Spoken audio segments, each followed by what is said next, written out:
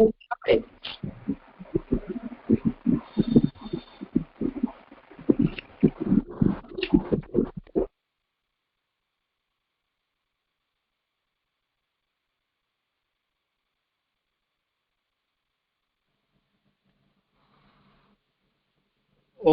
नमोर्यन्ताणं नमो सिद्धाणं नमो हर्याणं नमो वज्रायणं नमो लोहे सब्बसापनं मंगलम भगवान वीरो मंगलम गौतमो गणी मंगलम कुंद कुंदार्यो जैन धर्मोस्तु मंगलम ओंकार बिंदु संयुक्तम नित्यं जायन्ति योगिनः कामदं मोक्षदं चैव ओंकाराय नमो नमः अहोपकार जिनवर्णो कुंदनो ध्वनि दिव्यनो जेन कुंद ध्वनि आप्या अहो आ गुरु काहनो तुझ ज्ञान ध्यान नो रंग अमया दर्श रहो ओ शिव पद तक तुझ संग माता हाथ।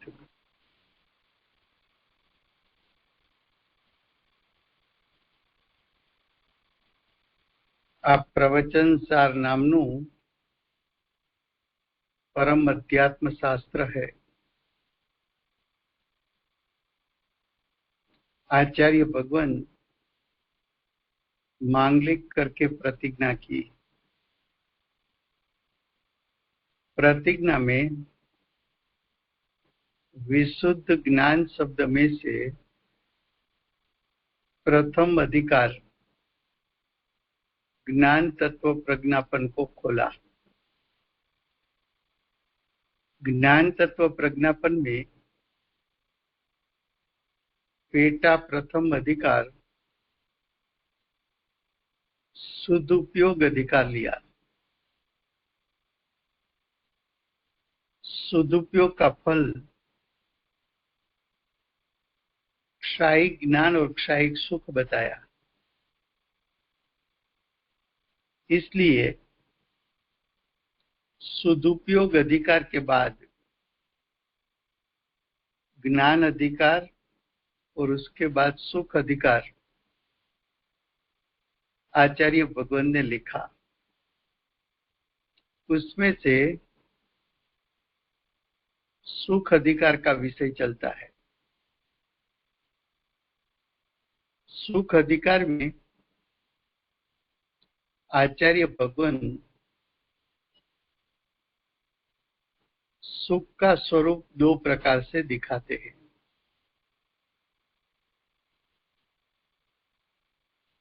एक अतीन्द्रिय सुख, दूसरा इंद्रिय सुख। अतीन्द्रिय सुख का कारण अतीन्द्रिय ज्ञान बताया और अतीन्द्रिय सुख का कारण अतीन्द्रिय ज्ञान बताया और इंद्रिय सुख का कारण इंद्रिय ज्ञान बताया। ये विषय चलता है। उसमें गाथा 54 ना राजू भाई गाथा 55 ટીકાની છેલ્લી 4 લાઈન બાકી છે। ના 4 લાઈન છેલ્લી 4 જ બાકી છે। હા ના બે લીટી થઈ છે। અવગ્રહ્યા એ બધું ક્યાં સમજ્યા છીએ? 54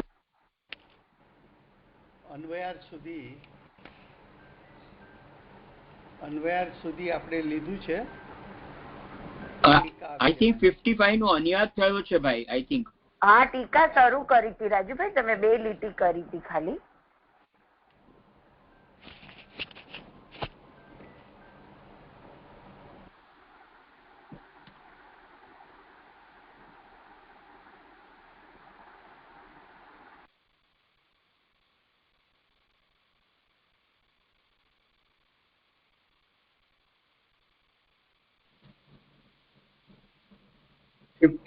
ગાથા ઓફલાઈન થઈ ગયા. હા હા 54 ગાથા છે, એની આપણે हेडिंग गाथा અને अन्वयार्थ यहाँ तक लिया है. રાજુભાઈ 55 નો અન્વયાર્થ પણ થઈ ગયો છે. 55 નો અન્વયાર્થ થઈ ગયો છે. ટીકાની તમે ખાલી પહેલી 2 લીટી વાંચી હતી, ત્યાં ટાઈમ પતી ગયો હતો. 55 ની કયો? हाँ हाँ 55 55 राजू भाई. हाँ 55 ની हाँ, तो અન્વયાર્થ 55 સમજાવી દીધો તો. ઓકે 55 ની ટીકા. ટીકાની હા 2 એટલે ટીકાથી જ શરૂ કરો. ओके तो जो 55 गाथा है उसमें सिद्ध ये करना है कि इंद्रिय ज्ञान इंद्रिय सुख का कारण है.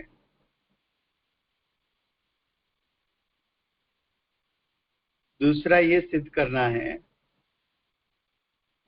कि इंद्रिय ज्ञान छोड़ने जैसा है. इंद्रिय ज्ञान छोड़ने जैसा है, ये बात सिद्ध करना है.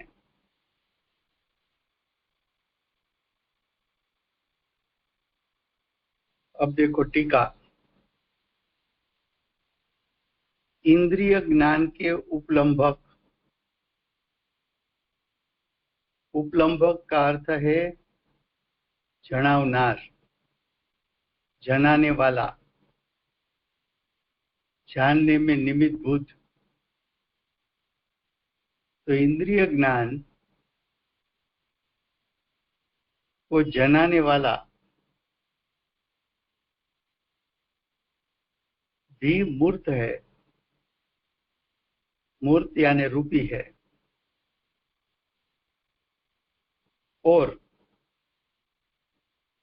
उपलब्ध यानी जनाने योग्य भी मूर्त है. 2 बात बताई. इंद्रिय ज्ञान है वो सिर्फ मूर्त यानी रूपी को जान सकता है,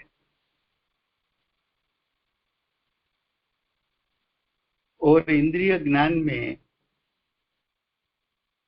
जनाने वाले पदार्थ भी रूपी है. दोनों तरफ से बात बताई कि इंद्रिय ज्ञान क्या जान सकता है, तो के रूपी को जान सकता है.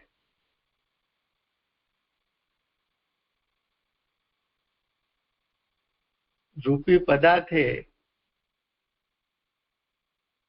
वो रूपी पदार्थ अपना स्वरूप इंद्रिय ज्ञान को जना सकता है. अब आगे, ये इंद्रिय ज्ञान वाला जीव स्वयं अमूर्त होने पर भी, अमूर्त यानी अरूपी होने पर भी, मूर्त ऐसे, मूर्त यानी रूपी ऐसे पंचेंद्रियात्मक शरीर को प्राप्त होता हुआ ज्ञप्ति यानी जानन क्रिया निपजाने में का अर्थ है प्रकट करने में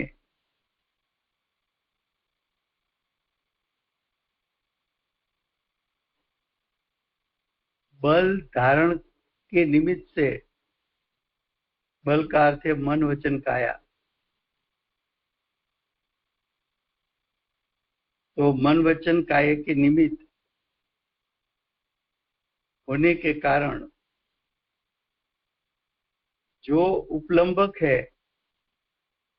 यानी जनाने वाला है, ऐसे वो मूर्त यानी रूपी के द्वारा यानी रूपी शरीर के द्वारा मूर्त यानी रूपी ऐसी स्पर्शादि प्रधान वस्तु को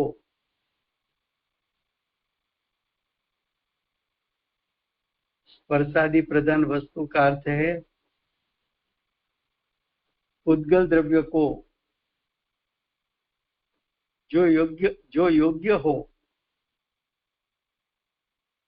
अर्थात जो इंद्रिय के द्वारा उपलब्ध हो यानी इंद्रिय के द्वारा जनाने योग्य हो, उसको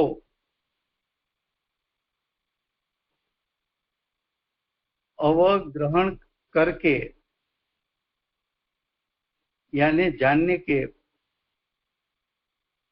कदाचित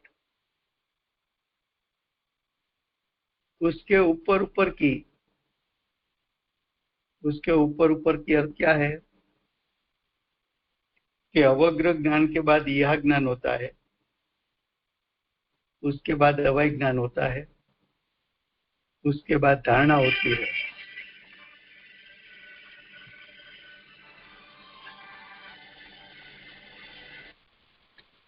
तो उसके ऊपर की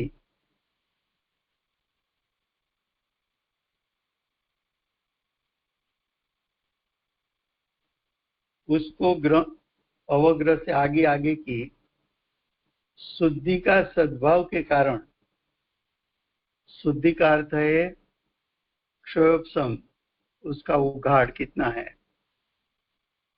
यानी क्षयोपशम ज्ञान की खिलवट, सद्भाव के कारण उसको जानता है। और कभी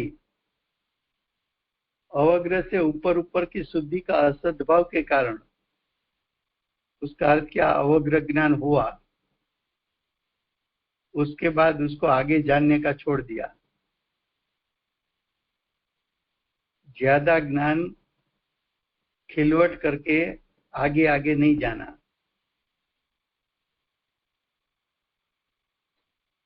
क्योंकि वो इंद्रिय ज्ञान परोक्ष है।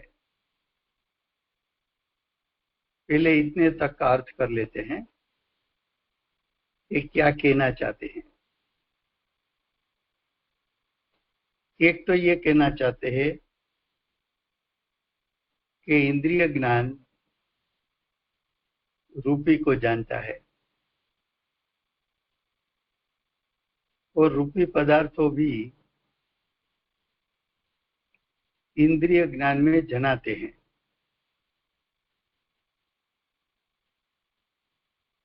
उसके बाद बताया कि इंद्रिय ज्ञान वाला जीव, इंद्रिय ज्ञान वाला जीव, वो जीव तो अरूपी है, फिर भी 5 इंद्रिय मन का अवलंबन लेकर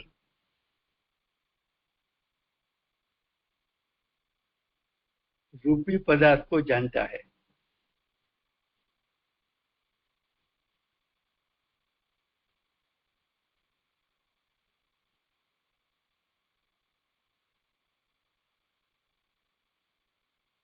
ऐसी जो जानन क्रिया होती है उसमें मन वचन काया 3 का निमित्त बना होता है।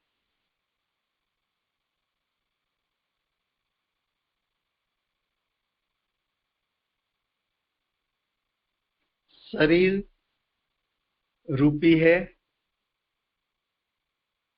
ये रूपी शरीर के माध्यम से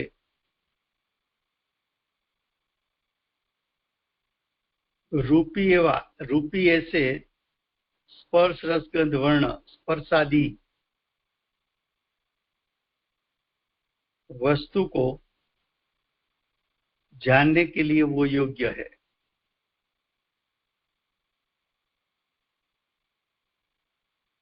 और ऐसे रूपी पदार्थ इंद्रियों को जनाने योग्य है। जब ऐसी जानन क्रिया होती है तब ज्ञान अवग्रह, उसके बाद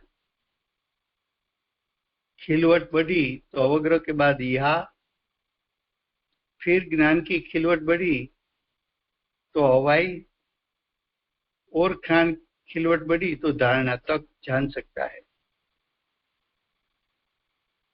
कभी कभी ये ज्ञान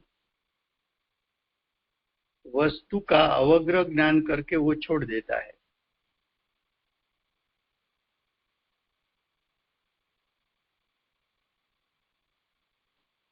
अवग्रह का ज्ञान करने के बाद आगे ज्ञान खिलवट नहीं पाया। क्यों? तो कि इंद्रिय ज्ञान परोक्ष ज्ञान है, ऐसा भी हो सकता है। इतनी बात फिर से गुजराती पे।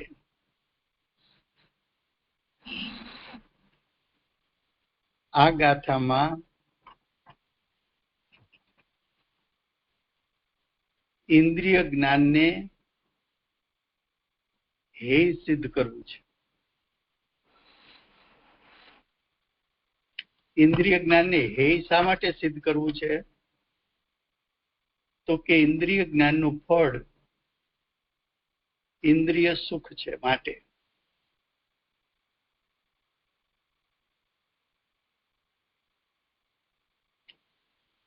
હવે इंद्रिय ज्ञान નું વર્ણન કરતી વખતે એમ કહે છે ટીકામાં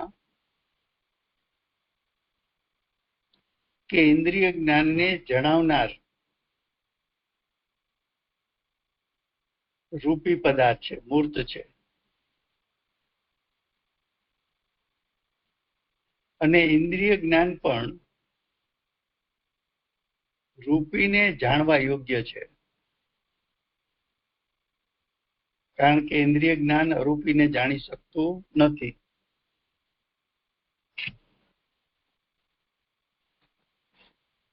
આવો इंद्रिय ज्ञान वाળો जीव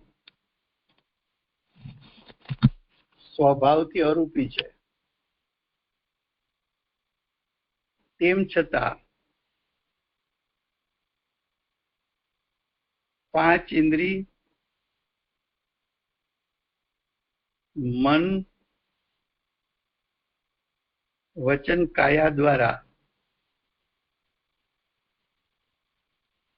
रूपी पदार्थ ने जाने छे।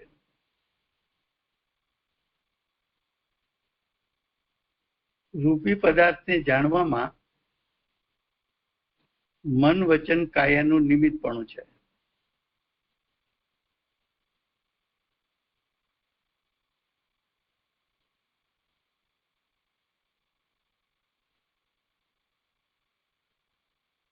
रूपी द्वारा रूपी एवी स्पर्शादि एटले स्पर्श रस गंध वर्ण अने शब्द एवी पांच इंद्रिय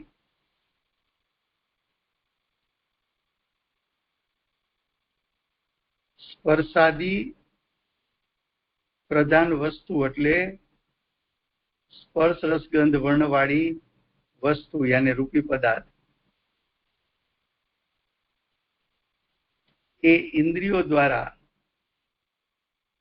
जणावा योग्य छे।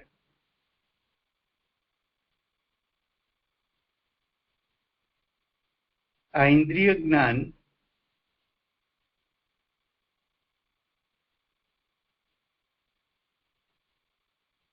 अवग्रह या अवाय धारणा एवा क्रमथी ज्ञानना क्षयोपशमनी खिलवट थईने वस्तुने जाणे छे। पण પણ ક્યારેક અવગ્ર જ્ઞાન કરીને પણ વસ્તુને આગળ જાણવાનું છોડી દે છે. તો કે આવું કેમ થાય છે?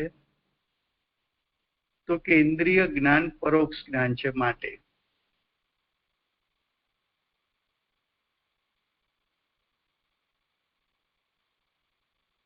એટલે इंद्रिय ज्ञान में કેટલી વાત લીધી कि वो रूपी पदार्थ को सिर्फ जानता है, 5 इंद्रिय मन वचन काया का अवलंबन है, 5 इंद्रिय के विषयभूत वस्तु ही उसमें जानने में आती है. इंद्रिय ज्ञान क्रमिक ज्ञान है. प्रथम अवग्रह, उसके बाद यह, उसके बाद अवाय, उसके बाद धारणा. उस प्रकार से उसका ज्ञान की खिलवट होती है. कभी कभी अवग्रह ज्ञान करके ज्ञान की आगे खिलवट किए बिना वो पदार्थ को जानने का छोड़ देता है. ऐसा परोक्ष ज्ञान है. अब आगे परोक्ष ज्ञान चैतन्य सामान्य के साथ अनादि सिद्ध संबंध होने पर भी जो अति परोक्ष ज्ञान अति दृढ़तर अज्ञान रूप तमो ग्रंथि यानी अंधकार का समूह के द्वारा आवृत हो जाने के कारण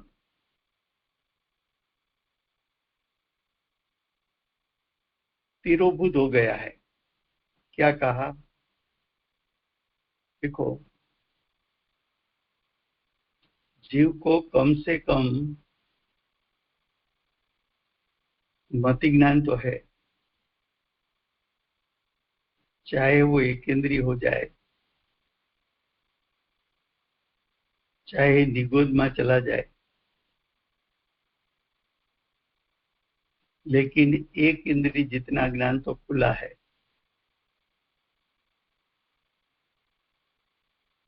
तो ऐसा परोक्ष ज्ञान अनादि से अज्ञानी को भी है. ऐसा परोक्ष ज्ञान रूप परिणमन अनादिकाल से आज तक प्रति समय जीवों को होता है, अज्ञानी जीवों को होता है. ऐसा क्यों? तो कि आत्मा में ज्ञान गुण है.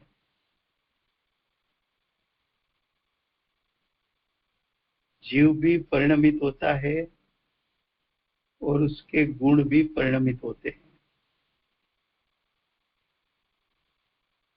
परिणमन अनादि से अनंत काल प्रति समय रहता है. तो आत्मा का ज्ञान गुण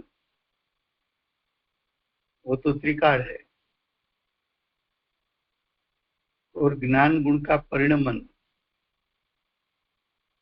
अनादि से अनंत काल प्रति समय रहना चाहिए.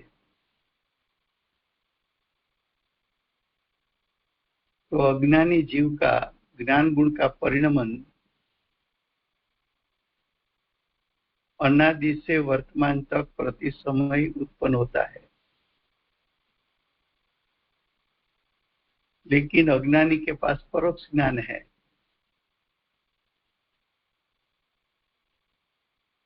वो परोक्ष ज्ञान प्रति समय जो उत्पन्न होता है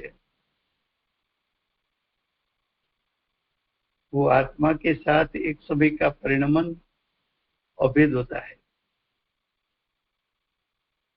अनादि सिद्ध संबंध है। अनादि से प्रति समय उत्पन्न होता हुआ परोक्ष ज्ञान उसका संबंध वाला जीव है, और ये ज्ञान अज्ञान रूप है, क्योंकि उसमें स्व और पर दो के बीच में भेद रूप ज्ञान कर सके ऐसी शक्ति नहीं प्रकट हुई, तो अज्ञान रूप है। वो अंधकार का समूह है। वो ज्ञान ज्ञानावर्णी कर्म के निमित्त से आवृत है, तिरोभूत हो चुका है। ऐसा आत्मा पदार्थ को स्वयं जानने में असमर्थ होने से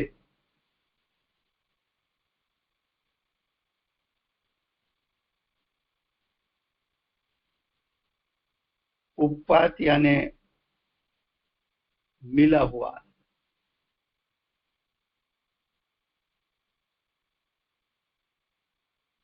अनुपात એટલે नहीं मिला हुआ,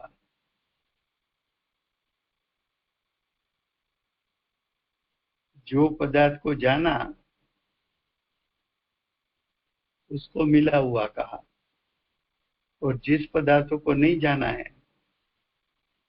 उसको अनुपात कहा।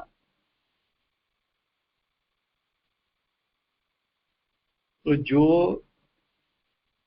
परोक्ष ज्ञान है, जो पदार्थों को नहीं जाना है,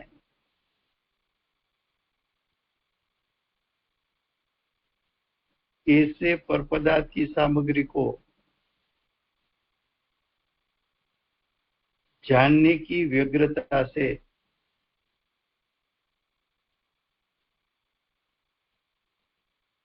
जानने की इच्छा से वो अत्यंत चंचल अस्थिर, फिर से क्या बताया, ये जो परोक्ष ज्ञान है वो अनादि से प्रति समय अज्ञानी को है। एक बात, वो परोक्ष ज्ञान अंधकार का समूह है। तमो ग्रंथि कहा ना, तमो ग्रंथि का अर्थ फुटनोट में पंडित जी ने किया है, अंधकार का समूह।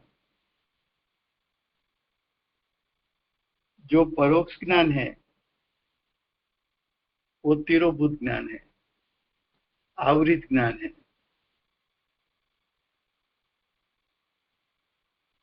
वो परोक्ष ज्ञान स्व आत्मा को जान सके इतनी शक्ति वाला नहीं है।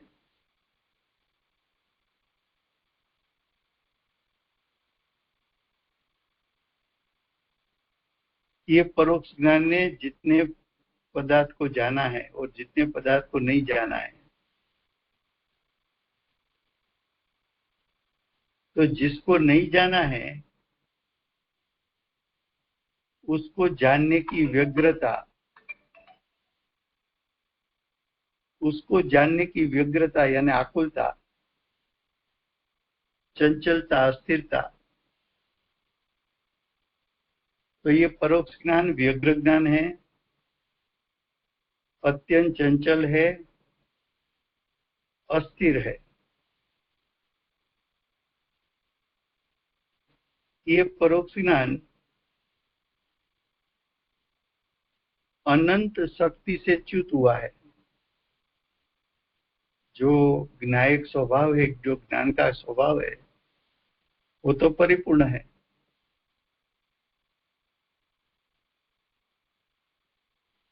जो ज्ञान उत्पन्न होता है उसको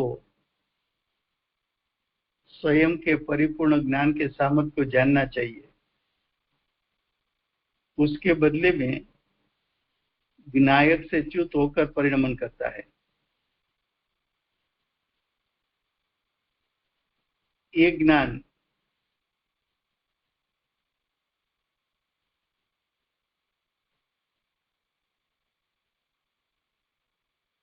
दुखमय है।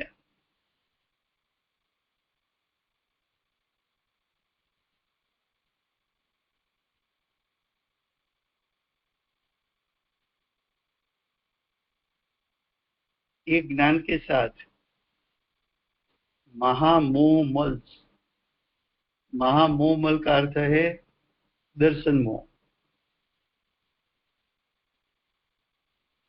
ये दर्शन मोह और चारित्र मोह,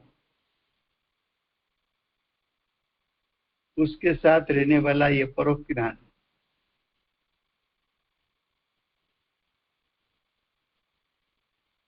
पर में हूंपना करता है और प्रत्येक पर्याय में वस्तु के स्वरूप को यथार्थ जानता नहीं है।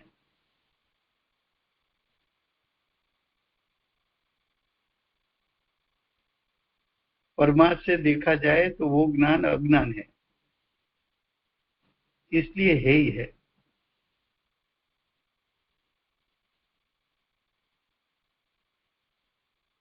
फिर से यहाँ क्या सिद्ध करना था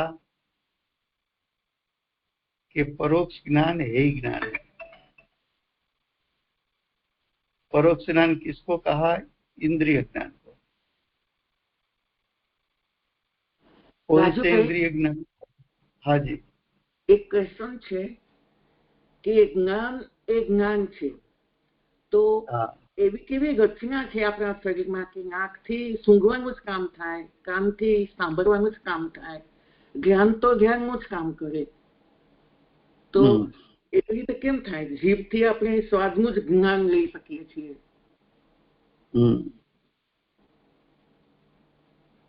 તો કે જ્ઞાનનું કાર્ય તો જાણવાનું જ છે. સ્વભાવથી જોવા જાવ તો જાણવા સિવાયનું કોઈ કાર્ય નહીં કરી શકે. પણ જ્ઞાનની સાથે દર્શનમો અને ચારિત્રમો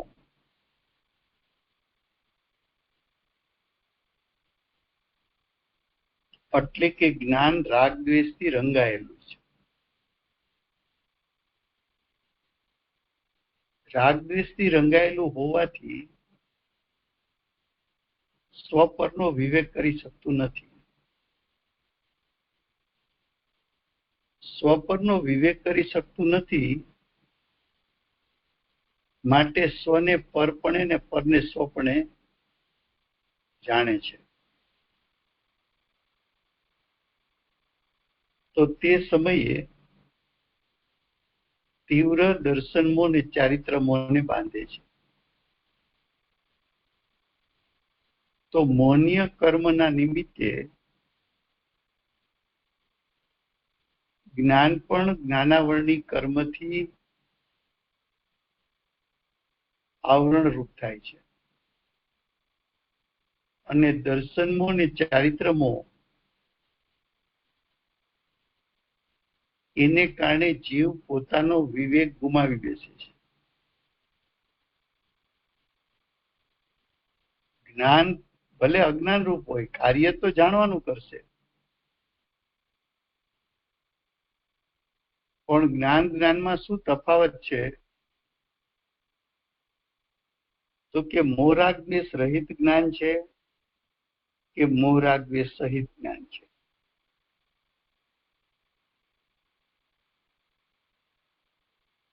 મોહરાગદ્વેષ સહિત હશે જ્ઞાન તો વસ્તુના સ્વરૂપને વિપરીતપણે જાણશે.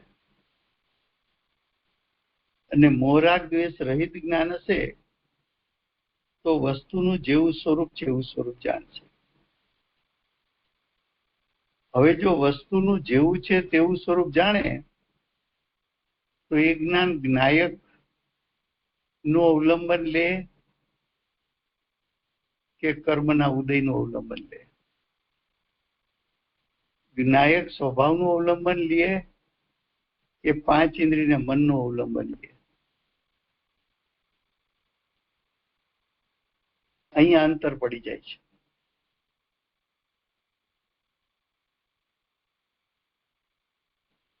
એટલે પરોક્ષ જ્ઞાનનું સ્વરૂપ શું કામ બતાવવું છે? તો કે તને પેલા એટલો ખ્યાલ આવવો જોઈએ કે પરોક્ષ જ્ઞાન છોડવા જેવું છે.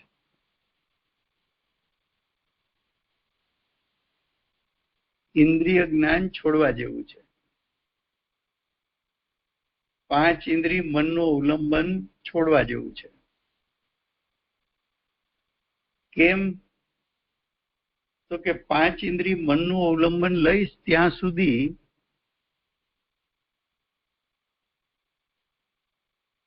તારું જ્ઞાન પરોક્ષ જ્ઞાન રહેવાનું છે. ને પાંચ ઇન્દ્રિય મનનું અવલંબન છોડીશ તો તારું જ્ઞાન પરિપૂર્ણ પ્રગટ થવાનું છે. જેમ પક્ષી પાંજરામાં દાંડી ઉપર બેઠું છે, એને એમ લાગે છે કે આ દાંડી છોડી દઈશ તો નીચે પડીને હું મરી જઈશ.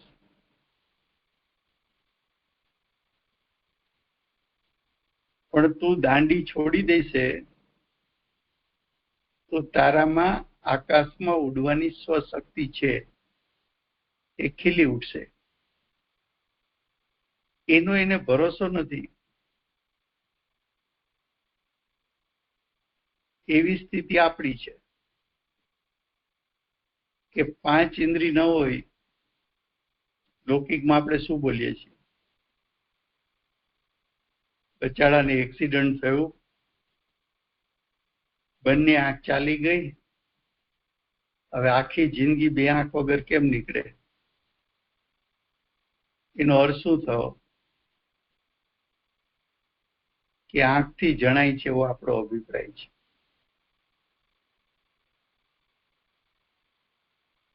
આંખથી જણાય છે કે જ્ઞાનથી જણાય છે? તો કે જણાય તો જ્ઞાનથી છે. અચ્છા, પાંચ ઇન્દ્રિય મનનું અવલંબન ન હોય તો જાણી શકાય કે ન જાણી શકાય? તો કે સિદ્ધ પરમાત્માને પાંચ ઇન્દ્રિય મન નથી તો કેટલું જાણે છે? તો કે એક સમયમાં ત્રણ કાળ ત્રણ લોકને જાણે છે. તો પાંચ ઇન્દ્રિય મનના અવલંબન આપણા માટે શરીરની રચના એવી રીતે કામ કરે છે કે આપણે જુદું જુદું જ્ઞાન જુદી જુદી ઇન્દ્રિયોથી લઈ શકીએ છીએ. આપણે એક જ ઇન્દ્રિયથી બધું જ્ઞાન નથી લઈ શકતા. નાકથી સૂંઘવાનું જ કામ કરીએ છીએ. તો એમાં શરીરની રચના કામ કરે છે. એમાં હવે શરીરની રચનાને કારણે જણાય છે કે જાણવાનું કામ તો જ્ઞાન જ કરશે. જ્ઞાન જ કરે છે, જ્ઞાન જ છે, પણ એવું કેમ છે સાથે? હવે પ્રશ્ન કેટલો છે કે જાણવાનું કાર્ય તો જ્ઞાન જ કરશે, પણ અજ્ઞાની પાસે અલ્પજ્ઞ રૂપનું જ્ઞાન છે એટલે પાંચ ઇન્દ્રિય મનનું અવલંબન લે છે. પણ પાંચ ઇન્દ્રિય મનનું અવલંબન લીધું ત્યારે એનો અભિપ્રાય એમ થઈ ગયો કે પાંચ ઇન્દ્રિયને મન દ્વારા જ જણાય છે, જ્ઞાનથી જણાય છે. એ વાત છૂટી ગઈ.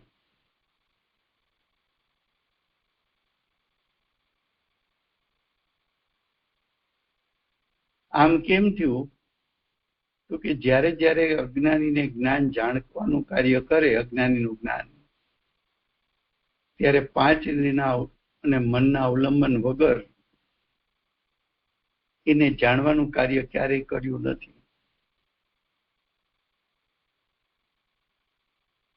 એકવાર દ્રષ્ટાંત આપ્યો હતો ને કે માજીના હાથમાં લાકડી આપી તો માજી શું કે, લાકડી લાવ,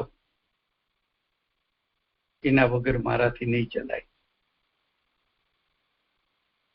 એટલે અભિપ્રાય એમ થઈ ગયો કે લાકડી જ મને ચલાવે છે.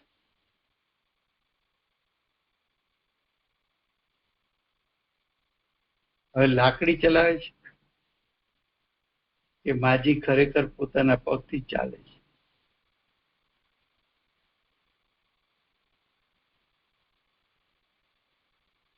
તો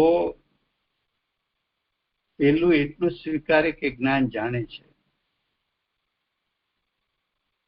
ચાહે એકેન્દ્રીય રૂપનું જ્ઞાન હોય તો એ જ્ઞાન જ જાણશે.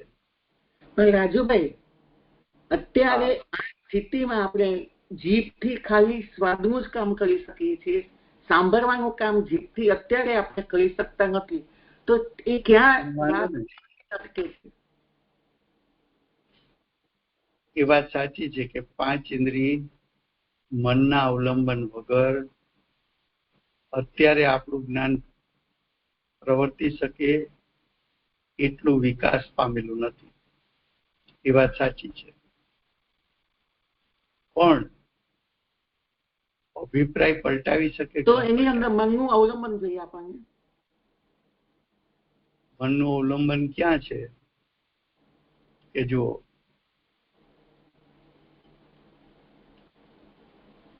રૂમ બંધ કરીને બેઠા હો અને રૂમમાં અંધારું હોય તો પાંચે ઇન્દ્રિયનો વિષય કટ થઈ ગયો.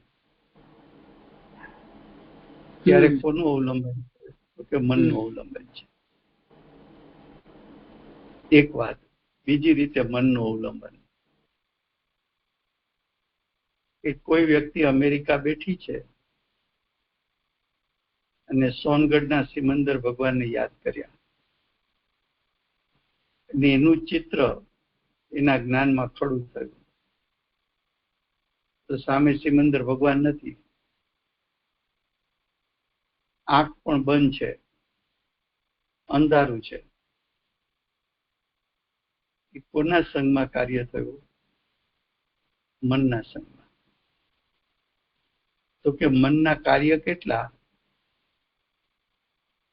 તો કે મનના સંગમાં ચિંતન મનન થઈ શકે, એક કાર્ય. બીજું કાર્ય તો કે પાંચ ઇન્દ્રિયના કોઈ પણ વિષય ભૂતકાળમાં ભોગવ્યા હોય એને વર્તમાનમાં યાદ કરવા હોય તો એ મનના સંગમાં થશે. એટલે ભૂતકાળમાં જાણેલા પાંચ ઇન્દ્રિયના વિષયો એનું સંકલન મનના નિમિત્તે જ્ઞાન કરે છે. હવે પાંચ ઇન્દ્રિય મન વગર જાણી શકાય કે ન જાણી શકાય? તો કે પૂજ્ય ગુરુદેવ છે એ પંચેન્દ્રિય સંઘની મનુષ્ય છે. એમણે પાંચ ઇન્દ્રિય મનનું અવલંબન છોડ્યું. એ છોડ્યું તો જ્ઞાયક જણાણો હશે, એનું અવલંબન રાખીને જ્ઞાયક જણાણો હશે.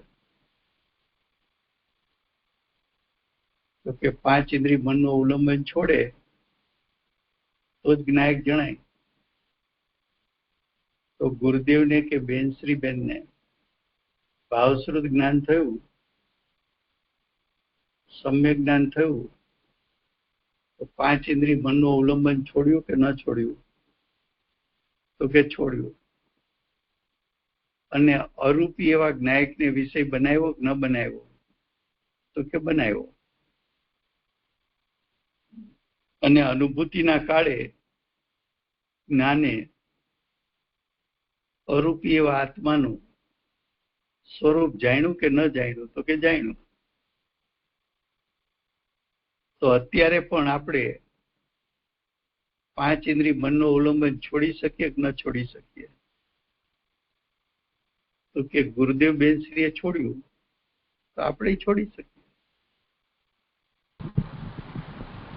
રાજુભાઈ, હું એમનો પ્રશ્ન જ નથી સમજો. આઈ એમ સોરી. એમનો પ્રશ્ન શું હતો કે બેસ શું કે એક્ઝેક્ટ ક્વેશ્ચન શું હતો? આપણું અત્યારે જ્ઞાન છે એ પાંચ ઇન્દ્રિય અને મન દ્વારા વિષયોને જાણવા જાય તો એક ઇન્દ્રિય દ્વારા એક વિષયને જાણી શકે. એવી સ્થિતિ આપણી છે કે નથી? માનો કે તમારે રંગને જાણવો હોય તો ચક્ષુ ઇન્દ્રિયનું અવલંબન લીધું. ગુરુદેવનું પ્રવચન સાંભળવું હોય, ઓડિયો પ્રવચન સાંભળવું હોય તો તમે કર્ણેન્દ્રિયનું અવલંબન લીધું.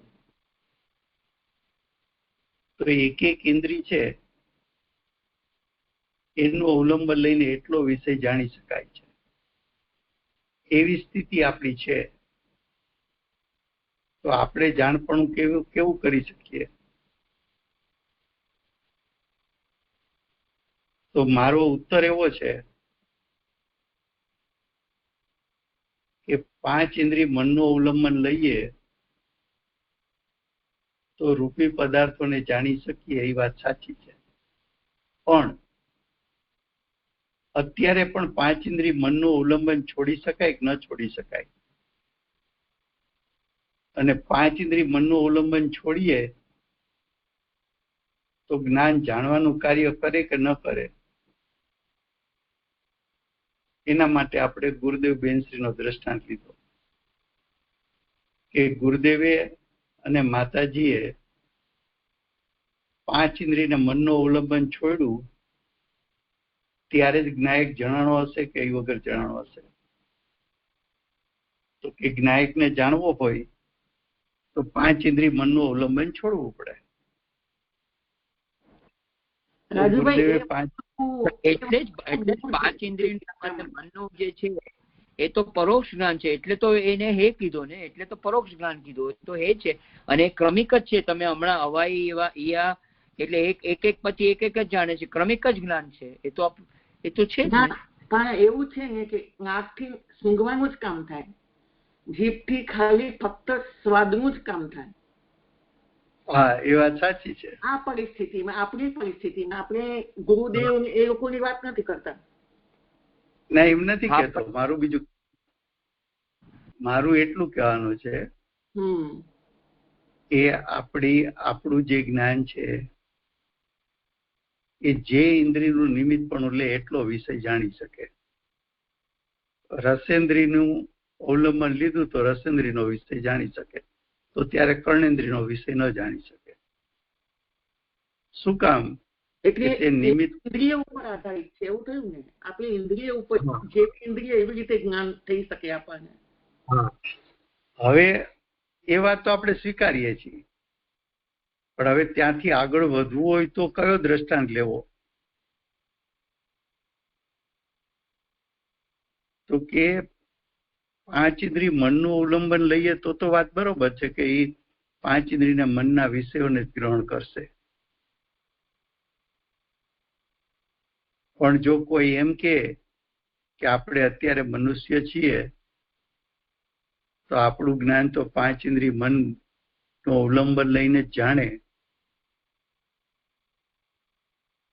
એના અવલંબન વગર ન જાણી શકે, તો મારો ઉત્તર એ છે કે વર્તમાનમાં પણ આપણે પાંચ ઇન્દ્રિય મનનું અવલંબન છોડવું હોય તો છોડી શકાય કે ન છોડી શકાય? આટલો પ્રશ્ન છે.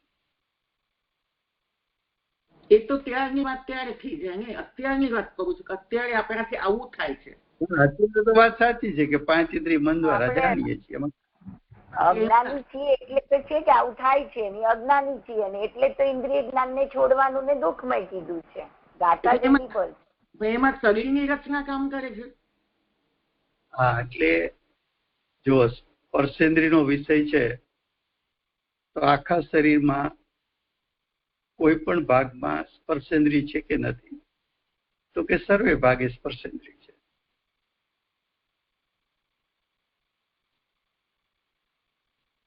પગમાં કાંટો વાગ્યો એ સ્પર્શેન્દ્રિયનો વિષય છે.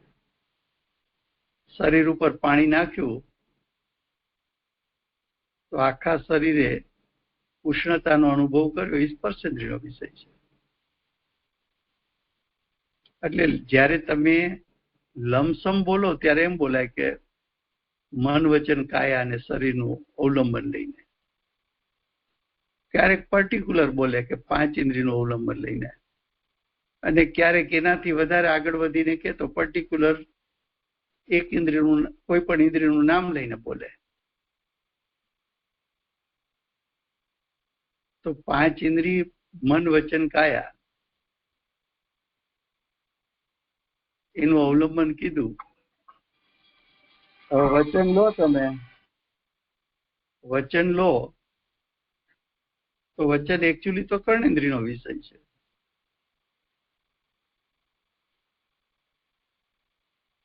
એમાં સમાઈ જાય છે વાત.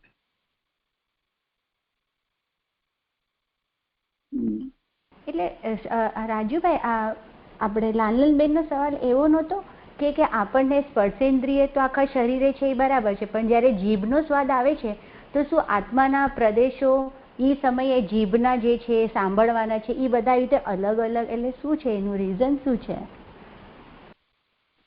એનો એક દ્રષ્ટાંત આપો એટલે ખ્યાલ આવી જશે. પેલા એક વખત આપ્યો તો ફરી વાર કે તમારે કુંદકુંદાચાર્યનું ચિત્રપટને જાણવું છે, તો તમારી પાસે જ્ઞાન છે, સામે ચિત્રપટ છે, તમારી પાસે આંખ છે, તમારી પાસે ચશ્મા છે અને પ્રકાશની પરિપાટી છે. આટલા વચ્ચે નિમિત્ત નૈમિત્તિક સંબંધ થાય ત્યારે તમારું જ્ઞાન કુંદકુંદાચાર્ય દેવના ચિત્રપટને જાણી શકે. કેમ? કે તમારું જ્ઞાન અશક્ત છે. અશક્ત છે એટલે કોનું કોનું અવલંબન લીધું? તો કે આંખનું અવલંબન લીધું, પ્રકાશની ચશ્માનું અવલંબન લીધું, પ્રકાશની પરિપાટીનું અવલંબન લીધું અને સામેનું ચિત્ર છે એનું અવલંબન લીધું. હવે આ બધાનું અવલંબન લીધું ત્યારે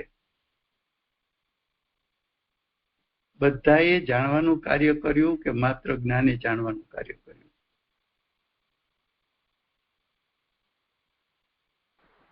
તો કે આ પાંચે વચ્ચે નિમિત્ત નૈમિત્તિક સંબંધ કેવો છે? તો કે કુંદકુંદાચાર્ય દેવના ચિત્રપટમાં પ્રમેયત્વ ગુણ છે. એનામાં એનો સ્વભાવ જણાવવાનો છે. પ્રકાશે શું કર્યું? તો કે પ્રકાશના કિરણો એને કુંદકુંદાચાર્ય દેવના ચિત્રપટ પર અથડાઈને તમારા ચશ્મા સુધી એ ચિત્રપટને પહોંચાડ્યું. ચશ્માએ શું કર્યું?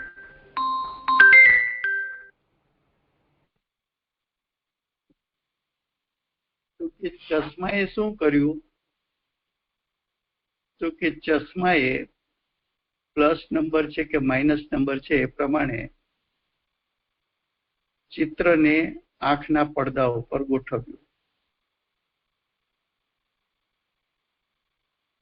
તો આંખે કાર્ય શું કર્યું? ચિત્રપટને ઝીલવાનું. જાણવાનું કાર્ય કોણે કર્યું? તો કે જ્ઞાને કર્યું. કયા જ્ઞાને કર્યું? તો કે વર્તમાન જ્ઞાન ઉપયોગે ચક્ષુ ઇન્દ્રિયનું અવલંબન લીધું છે એ જ્ઞાને ચિત્રપટને જાણવાનું કાર્ય કર્યું. એટલે કુંકુંદાચાર્યનું ચિત્રપટ એનો સ્વભાવ શું? તો કે જણાવવાનો. એને કાર્ય શું કર્યું? તો કે જણાવવાનું. પ્રકાશનો સ્વભાવ શું? તો કે પ્રકાશ ચિત્ર પર પ્રકાશના કિરણો અથડાઈને એવું ચિત્ર ચશ્મા પાસે ખડું કર્યું. ચશ્માએ એને ઝીલીને શું કર્યું? તો કે પ્લસ નંબર છે કે માઇનસ નંબર છે એ પ્રમાણે એ ચિત્ર આંખના પડદા ઉપર ખડું કર્યું. આંખના પડદાએ શું કર્યું? તો કે એ ચિત્રને ઝીલી લીધું. પણ જાણવાનું કાર્ય કોણે કર્યું? તો કે ચક્ષુ ઇન્દ્રિય. ચક્ષુ ઇન્દ્રિય શું કામ કીધું? તો કે જે જ્ઞાને ચક્ષુનું અવલંબન લીધું છે એ ચક્ષુ ઇન્દ્રિય જ્ઞાને ચિત્રપટને જાણવાનું કાર્ય કર્યું. એટલે જુઓ, 5 પદાર્થ વચ્ચે નિમિત્ત નૈમિત્તિક સંબંધ હોવા છતાં દરેક પદાર્થે પોતાના સ્વભાવ જેટલું કાર્ય કર્યું કે કઈ વધુ ઓછું કર્યું? કે દરેકે પોતાના સ્વભાવનું કાર્ય કર્યું. પણ એ પ્રોસેસ કેટલી ઝડપથી થઈ? તો કે એ પ્રોસેસ એટલી ઝડપથી થઈ કે આપણે 5 વચ્ચે નિમિત્ત નૈમિત્તિક સંબંધ છે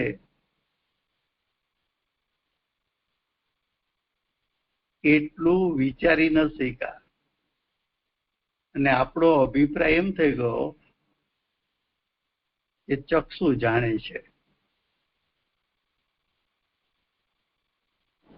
પણ ત્યારે કાને કેમ ન જાણ્યું? ત્યારે કાન ઇન્દ્રિય શું કર્યું? તો પછી ત્યારે કાન ઇન્દ્રિય એ કામ શું કામ ન કર્યું? એટલે રાજુભાઈ એનો અર્થ એમ થયો કે અહીંયા જ્ઞાને જાણ્યું. ઓકે, એમનો પ્રશ્ન બીજો છે કે ત્યારે કર્ણેન્દ્રિય કઈ કામ કર્યું કે ના કર્યું? તો કે ન કર્યું. કેમ ન કર્યું? તો કે તમારો ઉપયોગ અત્યારે ચક્ષુ ઇન્દ્રિયમાં એકાગ્ર થયો છે. તમારી પાસે ઉપયોગ તો એક જ છે.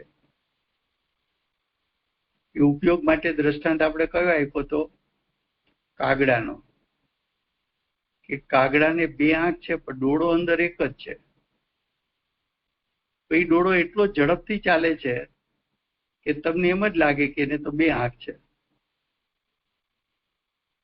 કાગડો ખરેખર એક આંખથી જોવે છે, કારણ કે એની પાસે ડોળો જ એક છે.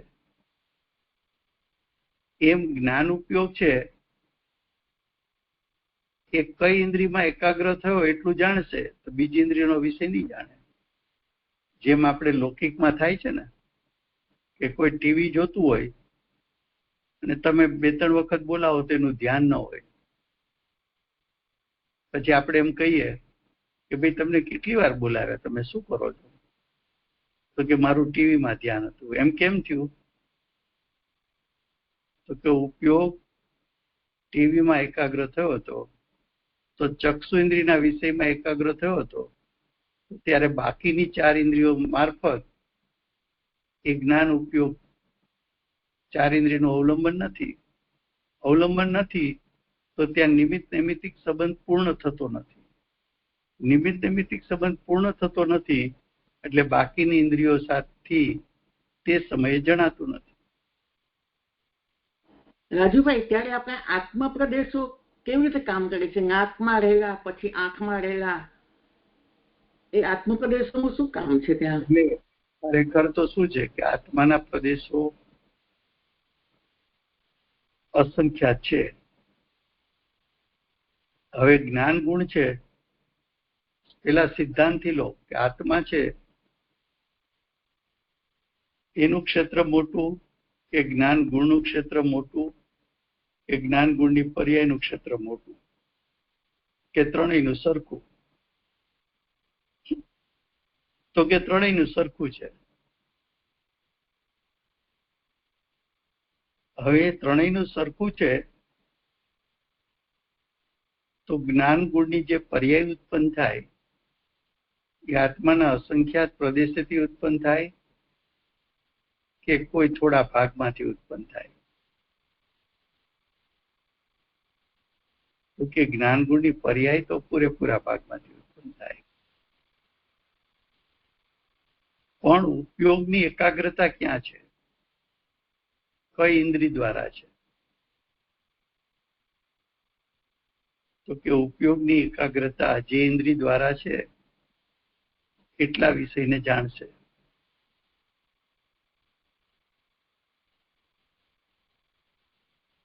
કારણ કે એનું જ્ઞાન પરોક્ષ જ્ઞાન છે. માટે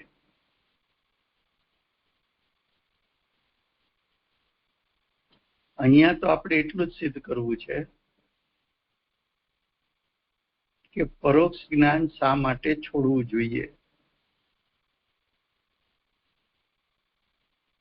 તો કે પરોક્ષ જ્ઞાન છે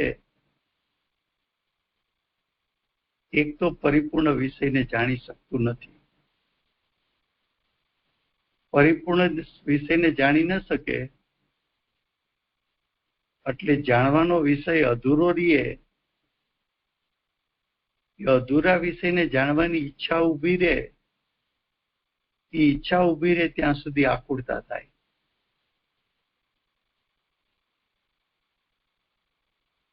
ત્યાં સુધી ઉપયોગ ચંચળ રહે. હવે મારે જ્ઞાનને પરિપૂર્ણ ખીલવટ કરવું હોય તો શું કરવું? ઇન્દ્રિયના એક એક વિષયને વારાફરતી જાણવા જવું કે હું જ્ઞાયકને જાણીશ, જ્ઞાયકનું સેવન કરીશ, જ્ઞાયકમાં એકાગ્ર થઈશ તો મારી પર્યાયમાં પરિપૂર્ણ જ્ઞાન પ્રગટશે? તો કે તું જ્ઞાયકને વીંટળાઈને રહીશ, જ્ઞાયકનું સેવન કરીશ તો તારી પર્યાયમાં પરિપૂર્ણ જ્ઞાન પ્રગટશે, નહીતર નહીં પ્રગટે. ખ્યાલ આવે છે?